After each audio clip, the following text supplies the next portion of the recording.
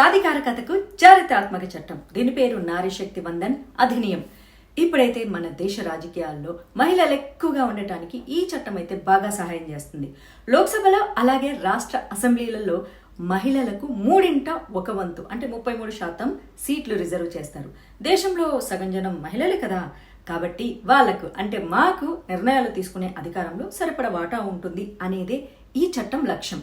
దేశంలో మహిళలు సమాన హక్కులు అడుగుతారు, కానీ రాజకీయం కష్టం, మగవాడే చేయగలడు అనుకుని వెనుకబడి ఉంటారు కదా. ఇక ముందు అలా ఉండే అవసరమే లేదు. నారీ శక్తికి శంఖారావం పూరించడమే మిగిలి ఉంది. ఇక మీదట చట్టాలు తయారు చేసేటప్పుడు మా మహిళలు కూడా ఖచ్చితంగా పాల్గొంటారు.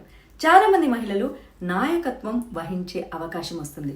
సాధారణ కుటుంబాల నుంచి వచ్చిన మహిళలు కూడా పార్లమెంట్ అండ్ అసెంబ్లీకి వచ్చి తమ గొంతు ప్రజల తరపున వినిపించగలరు. ఒక మాటలో చెప్పాలంటే ఈ చట్టం మహిళలకైతే ఒక కొత్త ఆత్మవిశ్వాసాన్ని ఇస్తుంది. ఎస్.